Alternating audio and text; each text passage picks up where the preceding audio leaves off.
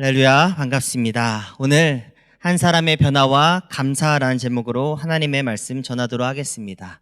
서울 수림교회는 새벽 예배가 5시 반에 있습니다. 제일 처음 사도신경으로 시작해서 찬송가를 하나 부르고 성경 읽고 말씀 듣고 주기도문 후 개인적으로 기도하시다가 집으로 돌아갑니다. 지난주 하루는 제가 늦잠을 잤습니다. 집에서 적어도 5시 10분에는 출발해야 늦지 않게 도착하는데 일어난 시간 자체가 5시 10분이었습니다. 허겁지겁 옷을 입고 그래도 다행히 교통 신호를 딱딱 잘 맞추어서 정확하게 5시 29분, 몇 초인지는 기억이 안 나지만 29분에 도착했습니다. 마음 가운데는 제발 사도신경 고백하는 순간 들어가자. 다들 눈을 감고 있고 하니까 그때 들어갔으면 좋겠다 하는 마음으로 달려갔습니다. 근데 문을 열고 딱 들어갔는데 너무나 극도로 조용한 것입니다. 그 타이밍 자체가 다 함께 사도신경을 하고 찬송가를 찾는 그 짧은 3초에서 5초 사이에 제가 들어간 겁니다. 문 여는 소리 다 들렸고 제가 앉는 소리 다 들리고 앉는 순간 예수는 나의 힘이요 찬송이 시작됐습니다. 그래서 그 짧은 3초, 5초 사이에 제가 들어갔구나라는 걸 깨달았습니다. 그런데 여기서 반전이 하나 더 있습니다. 다 함께 찬양을 부르는 순간 저는 입을 열지 못했습니다. 예수는 나의 힘이요에서 예에서 입을 열고 싶은데 입을 뗄 수가 없었습니다. 집에서 허겁지겁 나와서 마스크를 안 하고 온 거죠. 그때 그 모든 느낌은 모든 성도들이 저를 보고 있는 것 같았습니다. 제 옆에 끝에 앉은 권사님도 저를 보고 있는 것 같고 제 옆에 분단에 앉아있는 성도님들도 저를 보고 있는 것 같고 저보다 앞에 있는 장로님들도 마치 저를 보고 있는 것 같은 그 의식, 그 느낌이 죄를 짓고 있는 것 같았습니다. 그래서 1절과 2절을 부르는 순간 입을 떼고 싶은데 못 떼서 또 실내로 무릎쓰고 1층에 올라가서 마스크를 가지고 와서 마스크를 쓰고 마지막 4절을 예수는 나의 힘이요 찬송을 부르는데 얼마나 감사하던지 얼마나 힘이 나던지 그런 기억이 있습니다. 오늘 본문에 나오는 삭개오, 그는 모든 사람에게 항상 그의 신분과 생활, 그의 겉모습이 항상 노출된 사람이었습니다. 여리고에서 유명한 세리장이었기 때문이고 키는 작았지만 오히려 그 작은 키 때문에 오히려 더 주목을 받고 시선을 받을 수밖에 없던 사람이었습니다. 사람들에게 주목받는 일이 많은 사람들은 극도로 자신을 감추고 숨기고 싶어 합니다. 그리고 그러한 일을 잘 해냅니다. 삭개오가 돌 무화과 나무에 올라간 이유 역시도 자신을 잘 숨기는 일에 능숙한 사람이었기 때문에 나올 법한 발상이었습니다. 또한 돌 무화과 나무에 올라가면 예수님도 잘 볼 수 있기 때문에 그는 거기에 담숨에 올라간 것입니다. 그런데 자신을 숨기기 위해 그리고 은밀하게 예수님을 가까이 보기 위해 올라간 그 자리에서 자신의 신분이 노출됩니다. 자신의 우스꽝스러운 모습이 공개됩니다. 모든 사람들이 그리고 예수님이 삭개오만을 바라보게 됩니다. 극도로 자신을 숨기고 노출되기 싫어하는 사람이 모든 이들에게 자신이 노출되고 예수님께 노출되었을 때 부끄러웠을 것입니다. 죄인이지만 더 죄인이구나라는 것을 느꼈을 가능성이 큽니다. 삭개오 편에서는 시간이 멈춘 것 같았을 것입니다. 그것이 1초가 되었든 3초가 되었든 그 순간 삭개오는 성경이 말하기를 예수님만 보였다라고 성경이 이야기합니다. 자신을 증오하고 싫어하는 다른 모든 이들의 시선이 중요하지 않고 예수님이 보였다라고 오늘 성경은 이야기하는 것입니다. 5절입니다. 예수께서 그곳에서 이르사 쳐다보시고 이르시되 삭개오야 속히 내려오라. 내가 오늘 내 집에 유하여야 하겠다 말씀합니다. 예수님도 삭개오만 보신 것이고 삭개오도 예수님만 보이는 그 짧은 아름다운 순간이 오늘 성경에 기록되어 있는 것입니다. 삭개오는 그 짧은 순간 모든 것이 멈춘 순간을 깨고 나무에서 급히 내려와 즐거이 예수님을 영접하였다라고 말씀합니다. 그때도 이 찬송가가 있었다면 예수는 나의 힘이요 라고 삭개오가 흥얼거리고 예수님을 모셨을 것입니다. 특별히 예수님이 삭개오에게 너희 집에 유하여야 하겠다, 여기서 유하다, 머물다는 그 단어 헬라어가 메노입니다. 영어로는 리메인입니다. 즉 머물다, 함께 하다가 강조된 뜻입니다. 예수님께서 삭개오에게 너의 집에, 너의 마음의 집에 내가 가서 너와 함께 영원히 머물겠다라는 의미에서 유하여야 하겠다라고 말씀하신 것입니다. 메노라고 말씀하신 것입니다. 그런데 그때 그 자리에 있던 대다수의 사람들의 반응과 말이 7절에 나오는데 세리장 삭개오가 싫어하는 만큼, 증오하는 만큼의 성경이 강조해서 표현됩니다. 7절입니다. 뭇사람이 보고 수군거려 이르되 저가 죄인의 집에 유하러 들어갔도다. 여기 유하다라는 단어는 헬라어에서 그 의미와 그리고 단어가 다릅니다.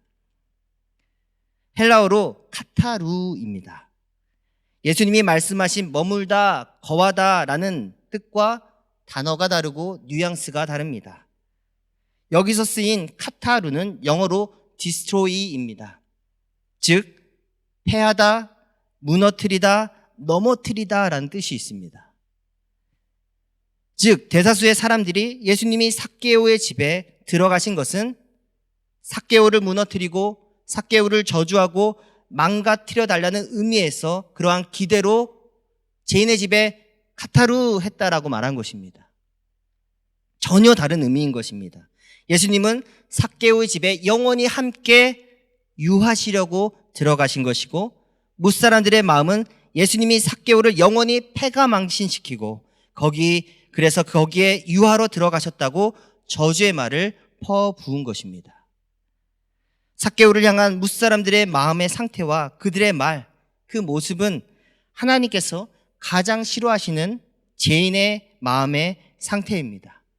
로마서 1장 28절에서 30절은 그러한 죄인의 마음의 상태를 이렇게 말씀합니다.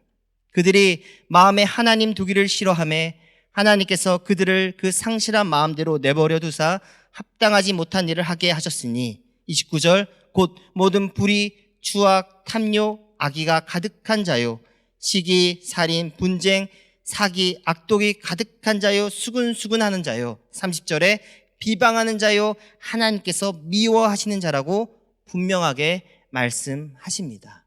카타루, 패가 망신시키는 그러한 일이 있기를 원하는 그런 마음의 상태를 이와 같이 말하는 것입니다. 뭇사람들의 수군수군하는 그 마음 가운데 삭개오가 그의 죄인의 집이 패가 망신하고 그가 저주를 받고 그가 죽어버리기를 바라는 카타루라고 하는 대다수 사람들의 그 입술과 그 마음, 이미 그 마음이 죄인의 마음이고 죄인의 집이고 하나님 두기를 싫어하는 상실한 마음이다라는 것입니다. 반면에 삭개오, 그의 마음의 집은 어떠합니까? 그의 마음의 집이 이미 변해가고 있습니다. 예수님으로 가득 채워지고 있었고 예수님을 알고자 하는 강한 의지가 넘치고 있었습니다. 3절에 보니까 삭개오는 이미 예수님이 어떠한 사람인가 보기를 원했습니다. 그런데 그가 키가 작았다라고 했습니다. 예수님을 알고자 하는 그 마음으로 인해서 그는 나무에 오르게 되었습니다. 이미 삭개오의 마음에는 믿음이 들어선 것입니다. 예수님에 대해 들었고 믿기 원했고 바라고 원하고 있었기 때문입니다. 로마서는 우리에게 말씀하지 않습니까? 믿음은 들음에서 난다. 삭개오는 예수님을 들어왔습니다. 그리고 예수님을 믿기를 소망하는 가운데 예수님을 맞아들이고 있었던 것입니다. 페리 노블의 삶의 어떤 순간에도 하나님이라는 책에 보면은 이러한 얘기를 합니다. 우리 인생의 최대 문제점은 죄를 짓는 것이 아니라 예수 그리스도를 모르는 것이다. 그러면서 이어가는 말이 우리 인생에서 가장 시급한 문제, 해결해야 될 문제는 우리는 상상 이상으로 우리를 사랑하시는 예수 그리스도에 대해서 무관심한 것이다 라고 말합니다. 그런 관점에서 보면은 삭개오는 인생의 가장 시급한 문제를 해결하고 있는 중입니다. 자신을 사랑하시는 구원의 주 예수 그리스도에 대해 진정으로 관심을 갖고 알아가기 원하고 있기 때문입니다. 반면에 삭개오 주변에 있는 사람들, 수군거리던 사람들의 최대 문제점은 무엇입니까? 예수님에게 관심을 가지고 있는 것 같지만 그들이 관심을 가지고 있는 것은 예수님이 주목하시는 삭개오에게 관심을 두고 있는 것입니다. 예수님이 내가 아닌 삭개오에게, 예수님이 내가 아닌 다른 사람에게 관심을 갖고 말을 걷는 것이 더 화가 나고 분한 것입니다. 즉, 그들은 예수님 주변에 있지만 실상은 다른 사람에게 관심이 있는 거죠. 정말로 예수님에게 마음이 가 있는 것이 아닙니다. 그래서 교회도 열심히 출석하고 봉사도 잘하는 것 같지만 실상은 마음에 하나님 두기를 싫어하는 마음의 상태를 가진 분들이 있습니다. 하나님이 내가 아닌 다른 사람에게 은혜를 주시는 것 같고 하나님이 내가 아닌 다른 사람에게 사랑을 주시고 축복을 부어주시는 것이 꼴보기 싫고 화가 나고 그래서 언행이 불순하게 되는 경우가 있다라는 것입니다. 영화 중에 볼프강 아마데우스라는 영화가 있습니다. 실화를 바탕으로 볼프강 아마데우스 모차르트와 또한 당시 유명한 작곡가 살리에리에 대해서 다룹니다. 살리에리는 궁정음악가입니다. 그는 궁정의 음악을 작곡하는 바르고 성실하며 하나님을 신실하게 잘 믿는 경건한 신앙인으로 영화에서 나옵니다. 그런데 그 앞에 어느 날 갑자기 볼프강 아마데우스 모차르트라는 천재적인 음악가가 나타납니다. 살리에리 시선으로 봤을 때 모차르트는 정말 천재적입니다. 그리고 대단한 음악가이고 작곡가입니다.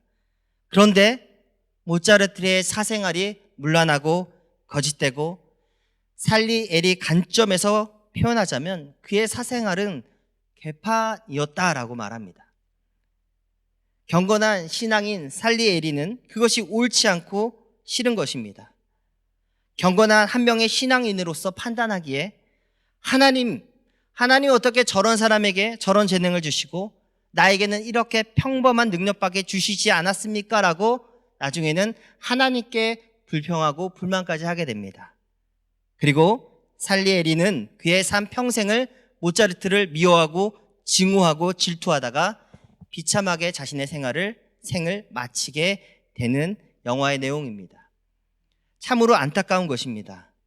그러나 잘 생각해보면 하나님이 이미 살리에리에게도 하나님 당신의 풍성한 음악적인 재능과 은혜와 사랑을 부어주셨습니다.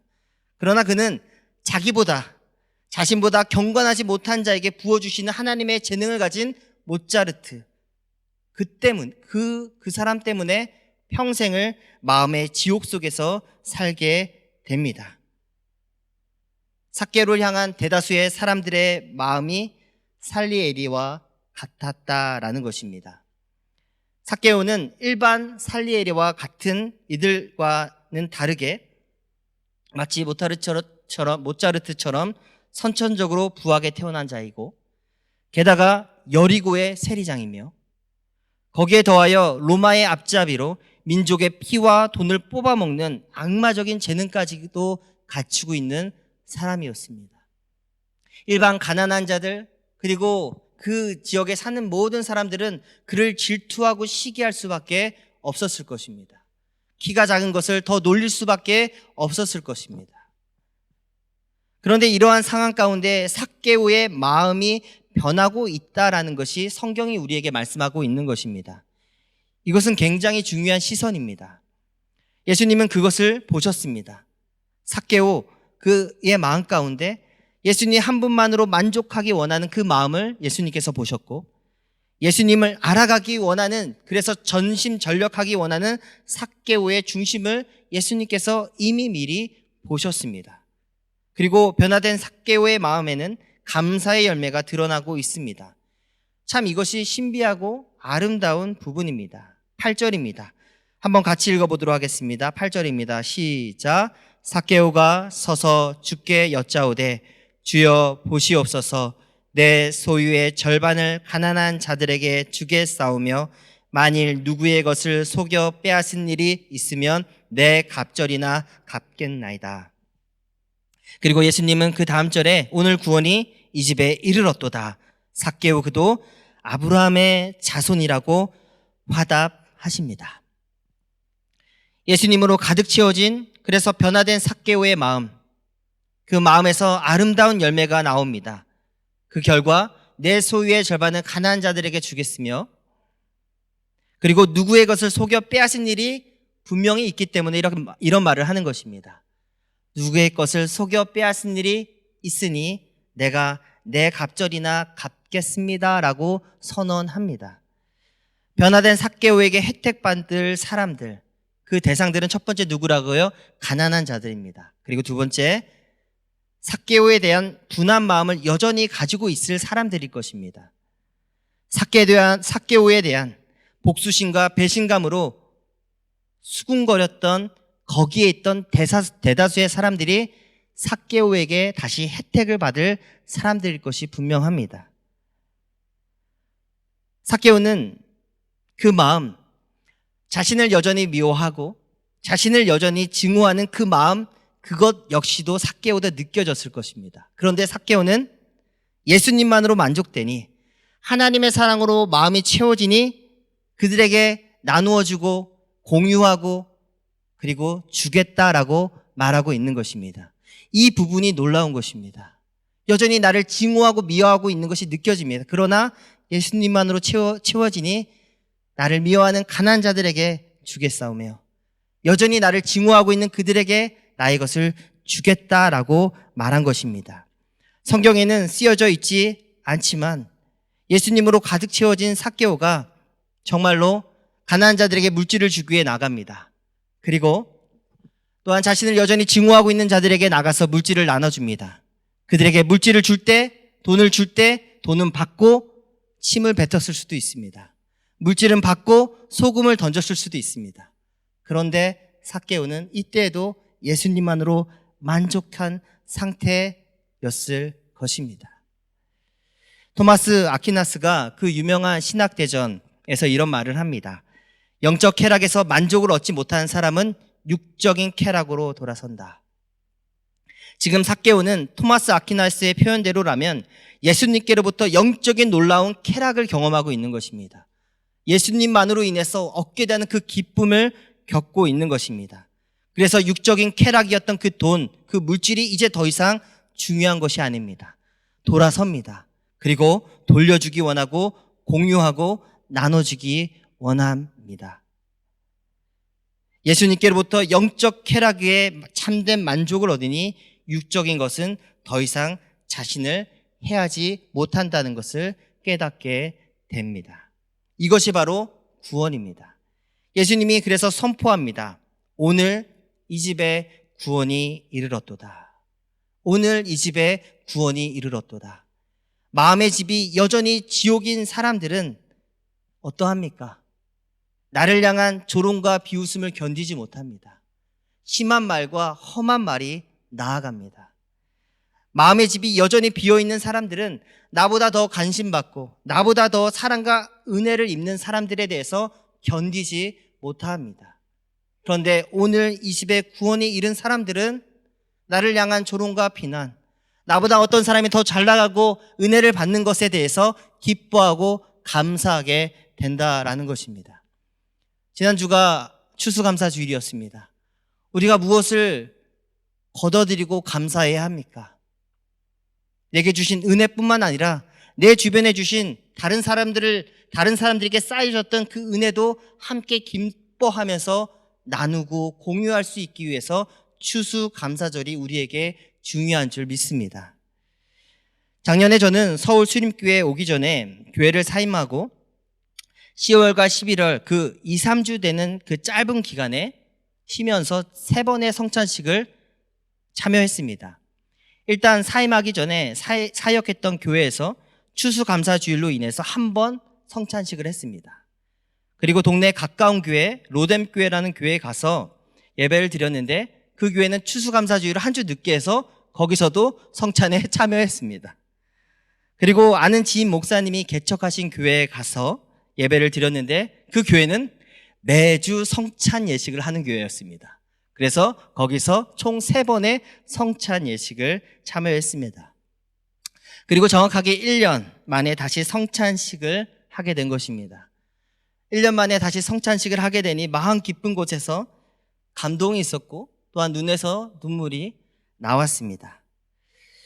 존 칼빈 신학자이자 목회자는 기독교 강요에서 우리 귀에 들리는 말씀과 그리고 눈에 보이는 성례를 통해서 성령께서는 완고한 우리의 마음을 부드럽게 하신다고 말씀합니다. 완고한 우리의 마음을 부드럽게 하셔서 당연히 순종해야 할 하나님의 말씀이 들려서 순종할 수 있는 힘을 주신다고 이야기합니다. 이번에 성찬 예식 때 담임 목사님을 통해 귀에 들리는 말씀, 특별히 제 귀에 명확하게 들린 주님의 말씀은 주님의 몸된 교회를 하나 되게 하는 일에 자신이 해가 될 것 같으면 떡과 잔을 받지 말라는 말씀이었습니다. 주님의 몸과 피를 기념하는 일, 눈에 보이는 그 계약을 실행하는 이 성찬 예식은 축복과 저주가 모두 담겨 있다는 그 말씀이 명확하게 들렸습니다.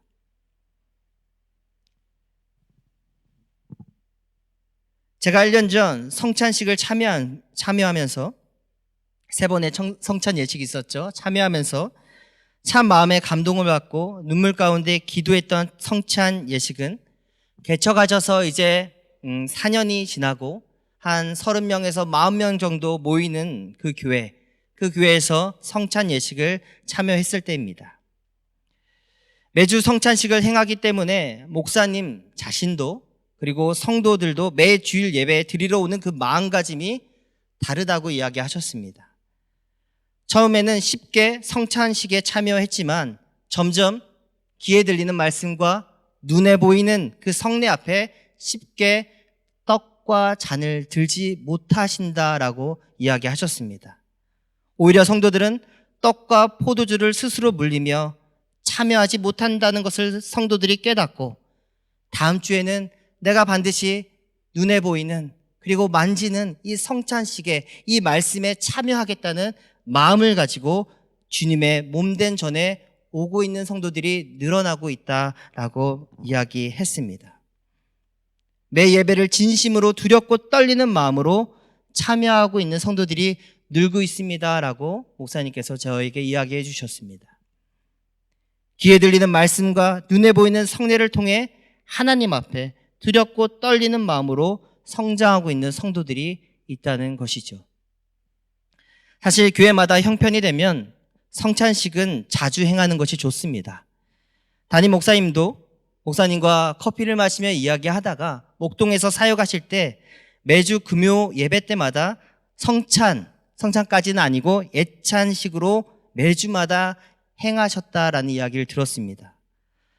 그래서 참 좋네요, 목사님.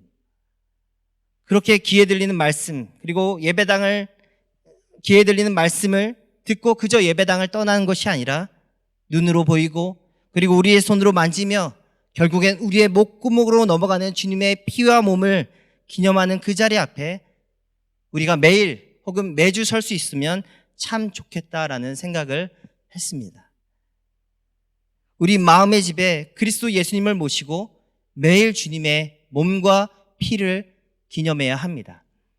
고린도전서 10장 31절입니다. 함께 읽어보도록 하겠습니다. 시작. 그런즉 너희가 먹든지 마시든지 무엇을 하든지 다 하나님의 영광을 위하여 하라. 너무나 잘 알고 있는 말씀이죠. 또 우리가 식사 때마다 기도할 때마다 하는 말씀이기도 합니다. 이 말씀 이후 바로 다음 장이 고린도전서 11장입니다. 11장에는 지난주에 우리가 성찬 예식을 하면서 들었던 그 말씀이 담겨 있는 것입니다.